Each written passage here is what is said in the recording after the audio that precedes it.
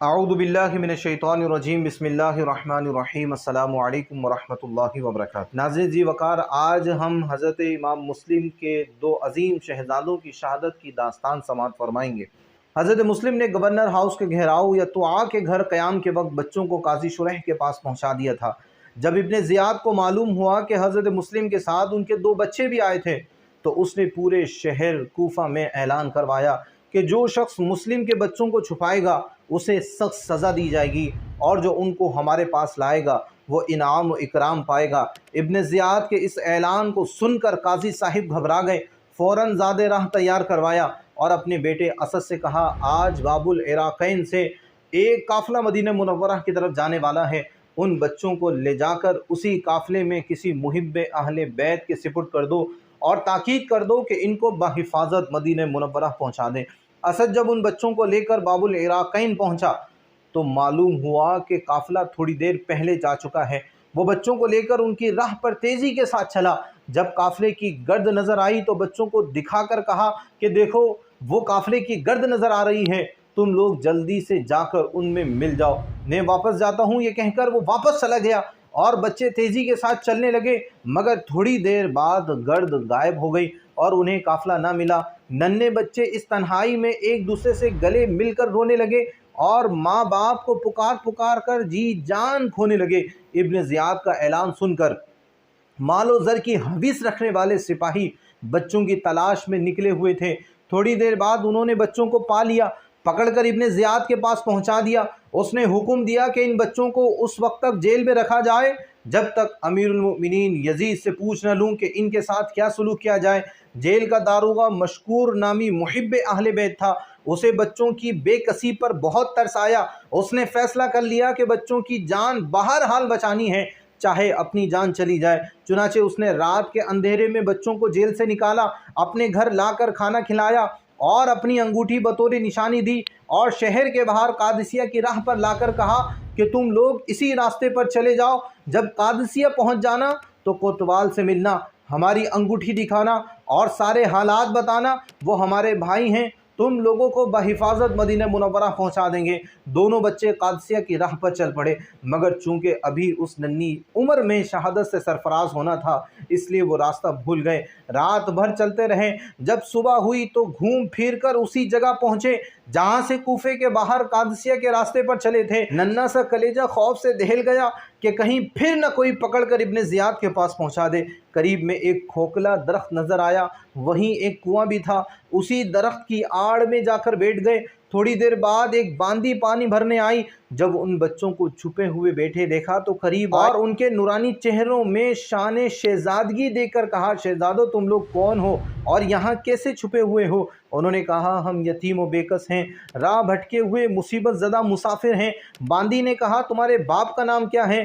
باپ کا لفظ سنتے ہی ان کی آنکھوں سے آنسو جاری ہو گئے۔ اس نے کہا، غالباً تم مسلم بن عقیل کے فرزند ہو۔ اب وہ پھوٹ پھوٹ کر رونے لگے۔ اس نے کہا، غم نہ کرو، میں اس بی بی کی باندی ہوں جو محب اہل بیت ہے، آؤ چلو ان کے پاس لے چلتی ہوں۔ دونوں صاحبزادے ان کے ساتھ ہو لیے۔ وہ باندی ان کو اپنی ملکہ کے پاس لے گئی اور سارا واقعہ بیان کیا۔ اسے صاحبزادوں کی تشریف آوری پر بے انتہا مسرت ہوئی۔ اس خوشی میں اس نیک بی بی نے اس باندی کو آزاد کر دیا اور صاحبزادوں کے ساتھ بڑی محبت سے پیش آئی، انہیں ہر طرح تسلی اور تشفی دی کہ فکر نہ کرو۔ باندی سے کہا، ان کی تشریف آوری کا راز پوشیدہ رکھنا، میرے شوہر حارث کو نہ بتانا۔ ادھر ابن زیاد کو جب معلوم ہوا کہ مشکور داروغہ جیل نے دونوں بچوں کو رہا کر دیا ہے تو اس نے مشکور کو بلا کر پوچھا کہ تو نے مسلم کے بچوں کا کیا کیا؟ انہوں نے کہا کہ میں نے اللہ اور رسول کی رضا اور خوشنودی کے لیے ان کو رہا کر دیا۔ ابن زیاد نے کہا، تو مجھ سے ڈرا نہیں؟ انہوں نے کہا، جو اللہ سے ڈرتا ہے وہ کسی اور سے نہیں ڈرتا۔ ابن زیاد نے کہا، تجھے ان بچوں کے رہا کرنے میں کیا ملا؟ انہوں نے کہا، مجھے امید ہے کہ ان کو رہا کرنے کے سبب حضور انور صلی اللہ علیہ وسلم قیامت کے دن میری شفاعت فرمائیں گے، البتہ تو مسلم بن عقیل کو شہید کرنے کے سبب اس نعمت سے محروم رہے گا۔ ابن زیاد اس جواب پر غضبناک ہوا اور کہا، میں ابھی تجھے سزا دیتا ہوں۔ انہوں نے کہا، ایک نہیں مشکور کی اگر 1000 جانیں ہوں تو سب ان پر قربان ہیں۔ ابن زیاد نے جلاد سے کہا اسے اتنے کوڑے مارو کہ مر جائے، پھر اس کا سر تن سے جدا کر دو۔ جلاد نے جب کوڑے مارنا شروع کیے، مشکور نے پہلے کوڑے پر کہا بسم اللہ الرحمن الرحیم، دوسرے پر کہا الہ العالمین مجھے صبر عطا فرما، تیسرے کوڑے پر کہا الہی مجھے بخش دے، چوتھے پر کہا الہ العالمین مجھے اہل بیت نبوت کی محبت میں یہ سزا مل رہی ہے، پانچویں کوڑے پر کہا الہی مجھے اپنے رسول اور ان کے اہل بیت اطہار کے پاس پہنچا دے۔ اس کے بعد وہ خاموش ہو گئے اور جلاد نے اپنا کام تمام کر دیا۔ ان للہ و انا الیہ راجعون۔ ادھر وہ نیک بیوی دل و جان سے بچوں کی خدمت میں دن بھر لگی رہی اور ہر طرح سے ان کی دل جوئی کرتی رہی، پھر رات میں کھانا کھلا کر ان کو ایک الگ کمرے میں سلا کر واپس آئی۔ ان کا شوہر اتنے میں آ گیا۔ عورت نے پوچھا آج دن بھر کہاں رہے؟ حارث نے کہا داروغہ جیل مشکور نے مسلم بن عقیل کے بچوں کو قید سے رہا کر دیا ہے، تو امیر عبید اللہ بن زیاد نے اعلان کیا جو شخص ان کو پکڑ کر لائے گا اسے بہت انعام دیا جائے گا۔ میں انہی بچوں کی تلاش میں دن بھر پریشان رہا، ادھر سے ادھر بھٹکتا رہا، یہاں تک کہ اسی بھاگ دوڑ میں میرا گھوڑا بھی مارا گیا اور مجھے ان کی تلاش میں پیدل چلنا پڑا۔ عورت نے کہا اللہ سے ڈرو، اہل بیت نبوت کے بارے میں اس طرح کا خیال دل سے نکال دو۔ کہنے لگا چپ رہ، تجھے کیا معلوم؟ جو شخص ان بچوں کو پا جائے گا اسے ابن زیاد انعام و اکرام سے مالا مال کر دے گا، اسی لیے اور بھی بہت سے لوگ ان بچوں کی تلاش میں دن بھر لگے رہے۔ عورت نے کہا کتنے بدنصیب ہیں وہ لوگ جو دنیا کی خاطر ان یتیم بچوں کو دشمن کے حوالے کرنے کے لیے تلاش میں لگے ہوئے ہیں اور دنیا کے عوض اپنا دین برباد کر رہے ہیں، کل میدان محشر میں وہ رسول خدا کو کیا منہ دکھائیں گے؟ حارث کا دل سیاہ ہو چکا تھا، بیوی کے سمجھانے کا اس پر کچھ اثر نہ ہوا۔ کہا نصیحت کی ضرورت نہیں، نفع نقصان میں خود سمجھتا ہوں، چل تو کھانا لا۔ وہ کھانا لائی اور حارث بک بک کھا کر سو گیا۔ آدھی رات کے بعد بڑے بھائی محمد نے خواب دیکھا، وہ بیدار ہو کر چھوٹے بھائی کو بیدار کرنے لگے، جگانے لگے، کہا اٹھو اب سونے کا وقت نہیں رہا، ہماری شہادت کا بھی وقت قریب آ گیا ہے۔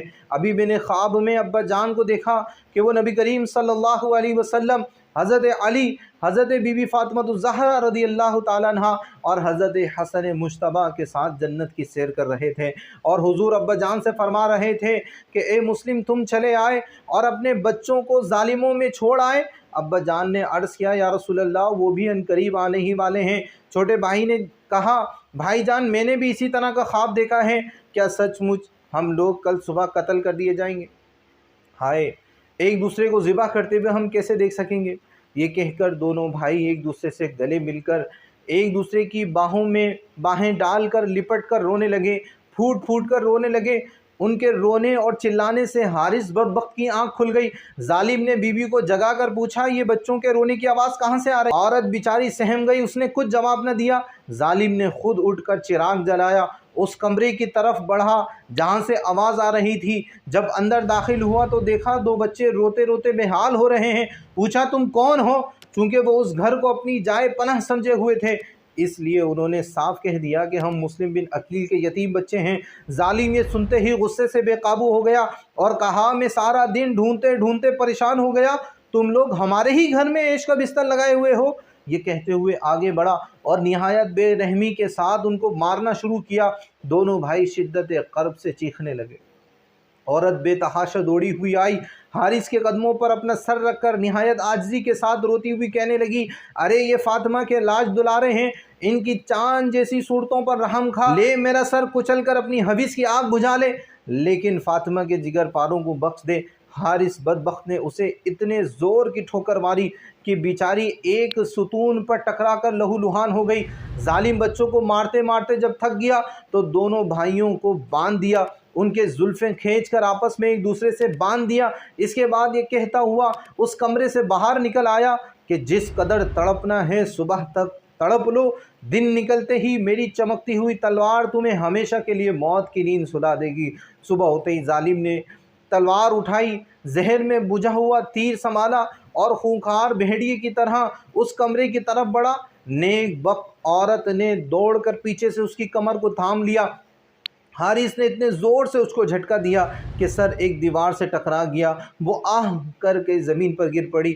جب وہ اس کمرے میں داخل ہوا تو تلوار ہاتھ میں ننگی تلوار اور چمکتا ہوا خنجر دیکھ کر دونوں بھائی کانپنے لگے۔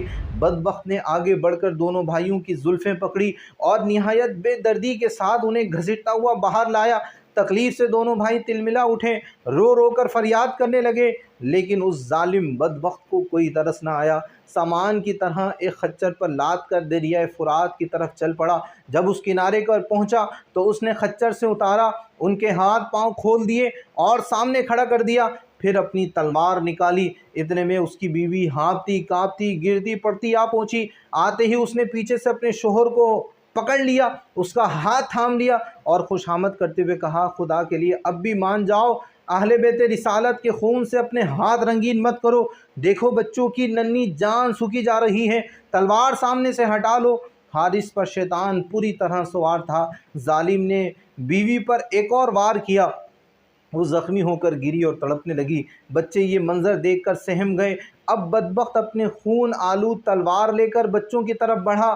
چھوٹے بھائی پر وار کرنا ہی چاہتا تھا کہ بڑا بھائی چیخ اٹھا، خدا کے لیے پہلے مجھے ذبح کر دو، میں اپنے بھائی کی تڑپتی ہوئی لاش نہیں دیکھ سکوں گا۔ چھوٹے بھائی نے سر جھکاتے ہوئے کہا، بڑے بھائی کے قتل کا منظر مجھے نہیں دیکھا جائے گا، خدا کے واسطے پہلے میرا سر قلم کر دو۔ ظالم کی تلوار چمکی، دو ننھی چیخیں بلند ہوئیں اور یتیم بچوں کے کٹے ہوئے سر خون میں تڑپنے لگے۔ ان للہ و انا الیہ راجعون۔ پھول تو دو دن بہار جاں فضا دکھلا گئے، حسرت ان گنچوں پہ ہے جو بن کھلے مرجھا گئے۔ حارث بدبخت نے جب بچوں کو شہید کر دیا تو ان کی لاشوں کو دریائے فرات میں پھینک دیا اور سروں کو ایک تھیلے میں رکھ لیا، ابن زیاد کے سامنے پیش کیا۔ اس نے کہا، اس میں کیا ہے؟ حارث نے کہا، انعام و اکرام کے لیے آپ کے دشمنوں کا سر کاٹ کر لایا ہوں۔ ابن زیاد نے کہا، یہ میرے دشمن کون ہیں؟ اس نے کہا کہ مسلم بن عقیل کے شہزادے ہیں، مسلم بن عقیل کے فرزند ہیں۔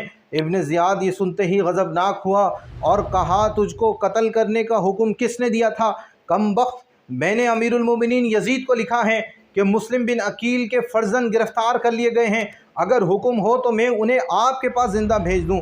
اگر یزید نے زندہ بھیجنے کا حکم دیا تو پھر میں کیا کروں گا؟ تو میرے پاس ان کو زندہ کیوں نہیں لایا؟ حارث نے کہا، مجھے اندیشہ تھا کہ لوگ مجھ سے چھین لیں گے۔ ابن زیاد نے کہا، اگر تجھے چھین لینے کا اندیشہ تھا تو کسی محفوظ جگہ پر ان کو ٹھہرا دیتا اور مجھے اطلاع دیتا، میں سپاہیوں کے ذریعے منگوا لیتا۔ تو نے میرے حکم کے بغیر ان کو قتل کیوں کیا؟ پھر ابن زیاد نے مجمع پر نگاہ ڈالی اور ایک شخص جس کا نام مقاتل تھا اس سے کہا، اس بدبخت کی گردن کو مار دے۔ چنانچہ حارث کی گردن مار دی گئی اور وہ خسیر الدنیا والآخرہ کا مصداق ہوا، نہ خدا ہی ملا، نہ وصال صنم، نہ ادھر کے رہے نہ ادھر کے رہے۔